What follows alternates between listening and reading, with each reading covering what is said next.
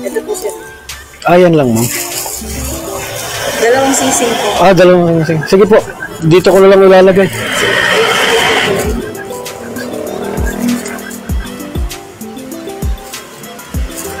Marikina po yan, ma'am, no?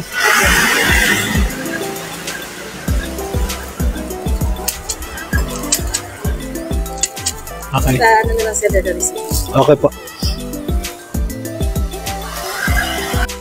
Alam niyo mga mamen, etong mga ganitong klase ng mga ipapadeliver sa atin ng ating mga customer, huwag po tayong masisilaw sa ganito, no? Cellphone, alahas, laptop, no? Yung mga medyo may mga malalaking value na item. Huwag po tayong masisilaw sa mga ganyan kasi huwag natin isipin yung sarili lang natin. Isipin natin yung asawa mo, yung anak mo, at yung mga kamag-anakan mo na mapapahiya sa gagawin mo. Kunyari, inireklamo ka nung customer. Nabalita ka ngayon sa mga social media, tulad ng Facebook, sa YouTube, o kaya na-report ka mismo sa mga TV stations, inireklamo ka.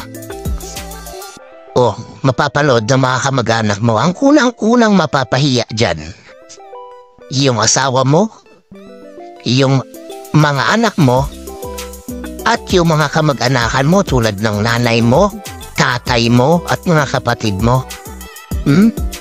Huwag po natin iisipin yung pangsarili lang natin. At yung bagay na yan, tulad ng cellphone, ang cellphone, uso man yan ngayon, mahal man ang halaga niyan ngayon. After 5 years, bababa ang halaga niyan kasi magkakaroon ng bago ulit na mga unit. Huwag tayo magpapasilaw sa mga ganyang klaseng mga material na bagay. Magtrabaho lang tayo ng maayos para yung mga customer natin pagtiwalaan tayo,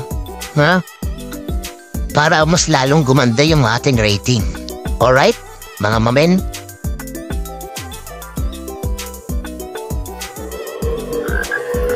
Ma'am, paki-check ma'am yung item. Kung tama po.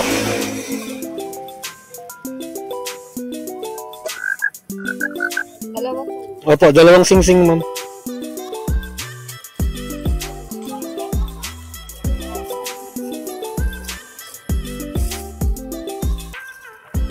Okay na, ma'am? Ay, okay na. Okay na po. Salamat, ma'am.